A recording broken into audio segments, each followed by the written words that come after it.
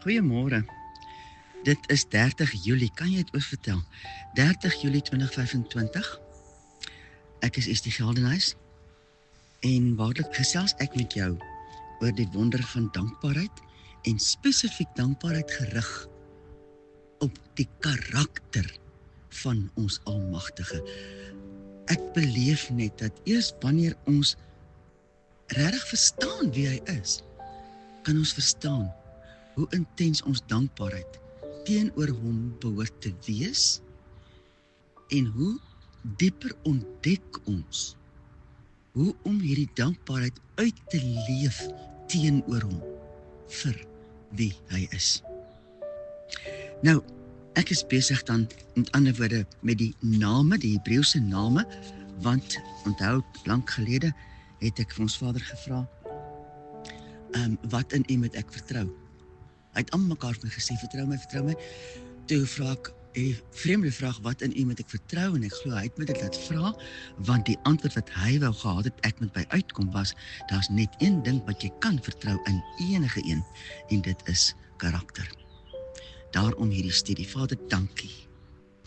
Dankie dat ek nou weer eens, dit wat ek vandag ervaar het uit U hart, moet deel. Gaan my vooruit, Vader. Dankie dat U presies weet wat dit is, wat elkeen moet snap, elkeen van ons. En Vader, dat ons nooit kan dink, ons het dit nou nie. Help ons, om altyd te sit met die begeerte, om dieper en dieper begrip te hê, van wie U is. En dat ons in wie U is, sal wil opleef. Laat ons toe om te verstaan, Vader, sodat ons ook kan insien vir onsself. Watter geite daar nog in ons is wat ons moet laat staan. Sodat U die spasie kan oorneem.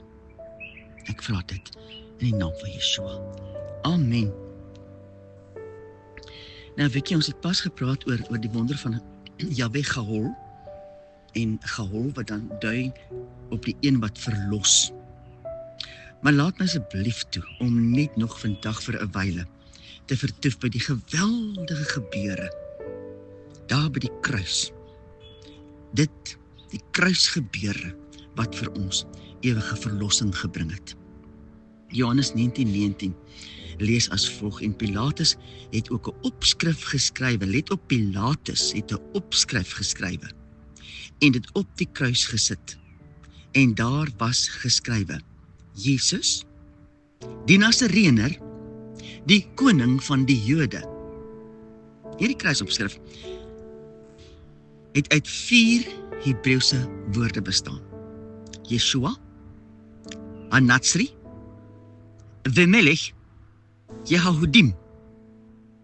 En dit beteken, Yeshua is Jesus, Hanatsri van Nasaret, Vemelech, koning, en die laaste een Jehahudim van die Jode. Dit alles is natuurlik as deel van 'n bespotting aangebied.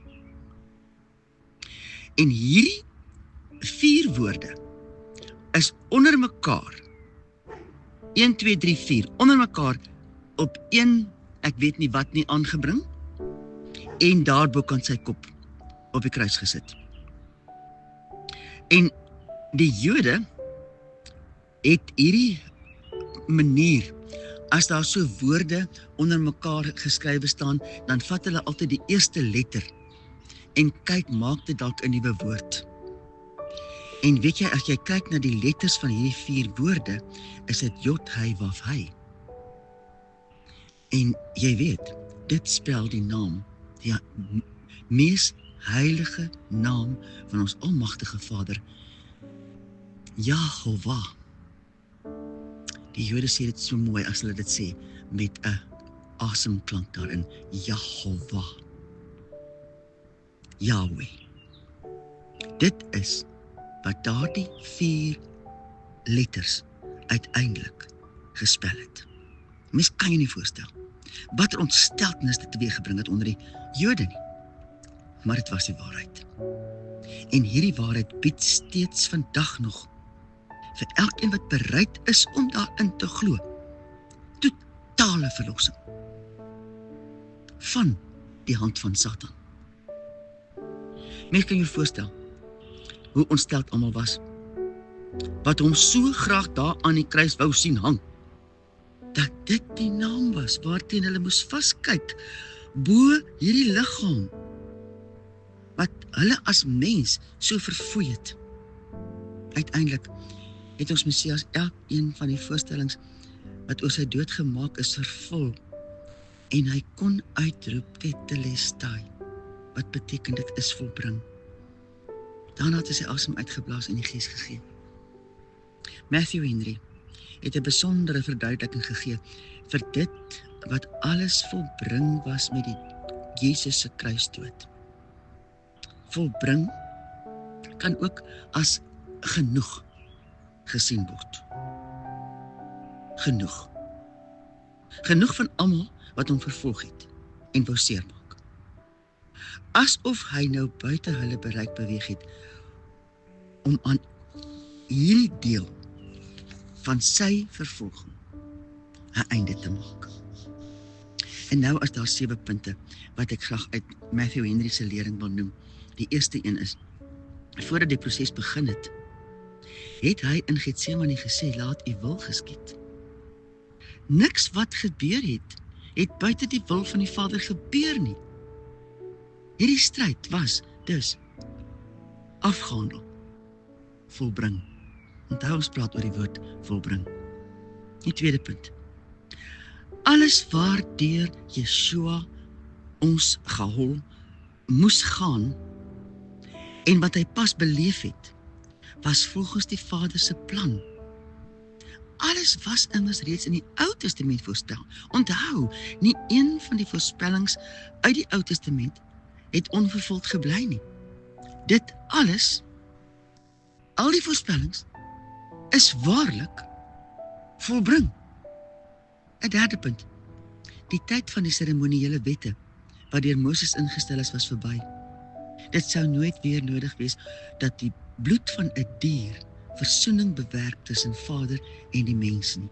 Want die bloed van die lam het hierdie versoening tot op 'n diepte gebring wat geen aardse oplossing ooit sou kon vermag nie. Dit het ook die middelmuur afgebreek tussen Vader en mens en tussen verskillende mensegroepe. Ook dit was volbring. Gaan lees asseblief self weer Efesiërs 2 vers 14 en 15, veral in die Message vertaling. Het jy 'n Message, skryf jy een as jy nie het nie. Punt 4. Die offer wat Jesus aan die kruis gebring het 'n einde gemaak aan die heerskappy van sonde, omdat sy verlossing toegang tot geregtigheid gebied het. Moet ek dit weer sê? Die offer wat hy aan die kruis gebring het 'n einde gemaak aan die heerskappy van sonde, omdat ons Messias se verlossing toegang tot geregtigheid gebring het. Die lam van God is geoffer, en hy is gebring as 'n offer om die sonde van die wêreld weg te neem. Beteken dit dat niemand meer sal sondig nie? Nee. Die mens sal steeds val. Maar vir die wat glo, sal daar altyd vergifnis en wegwassing van sonde wees. Weggewas deur die bloed van die lam. Ook dit is volbring. Hoor hoe lees Hebreërs 9 vers 24 en 26 tot 26. Want Christus het nie ingegaan in 'n heiligdom met hande gemaak, 'n teebeeld van die ware nie, maar in die hemel self, om nou voor die aangesig van God vir ons te verskyn. Ook nie om homself dikwels te offer, soos die hoofpriester elke jaar in die heiligdom ingaan met die bloed wat nie sy eie is nie, want dan moes hy dikwels gelei het van die grondlegging van die wêreld af, maar nou het hy eenmaal in die volëinding van die eeue verskyn om die sonde deur sy offer weg te doen. Daar's 'n 5de punt. Die storm was verby. Sy lyding was verby. Beide vir sy gebreekte liggaam en vir sy siel en gees. Die pyn en die doodstryd was verby. Ook dit was volbring. Punt 6. Sy lewe op aarde het tot 'n einde gekom. In Johannes 17:11 het hy gesê dat hy nie meer in die wêreld is nie. Wat hy gekom het om te doen, het hy afgehandel. Dit was volbring. En punt 7. Dit wat Yeshua met finaliteit volbring het, was die afhandeling van volkome versoening en verlossing van elke mens wat ooit in hom sal glo. Die geregtigheid van God die Vader is deur sy dood aan die kruis bevestig, omdat sonde oorwin is. Sy dood en opstanding was die finale uitklophou wat Satan uit die speelveld uitgeslaan het. Met sy kruisdood is 'n fontein van genade oopgesteek wat tot in ewigheid sal vloei. 'n Fondasie is gelê van vrede en vreugde wat nooit kan val nie. Dit alles het Jesus ook vir my en jou aan die kruis afgehandel. Dit is volbring. Jesus het dit alles opgeoffer, terwille daarvan, dat hy in verhouding met my en jou kan staan. Wanneer ek en jy kom om tyd in sy teenwoordigheid deur te bring, is dit belangrik om te onthou wat dit van hom gevra het om 'n persoonlike verhouding met ons te bewerk. Yeshua het alles gegee. Kom ons bid vir die begeerte en volharding om ook ons alles te gee. Hy het waarlik alles volbring, sodat ware ontmoeting met hom moontlik is. Here Jesus Christus, Yeshua HaMashiach, dankie dat al hierdie dinge die waarheid is. Dankie dat dit u waarheid is. Help ons om te verstaan wat dit beteken. Help ons om te sit en te soek en te wag op u. Help ons om in te bid daarin, Vader, dat ons werklik sal weet wat dit is wat u waaragtig vir ons aan die kruis bewerk het. Mag ons dan hierdie pad van verhouding met u steeds dieper en dieper stap. Ek vra dit in die naam van Yeshua. Amen.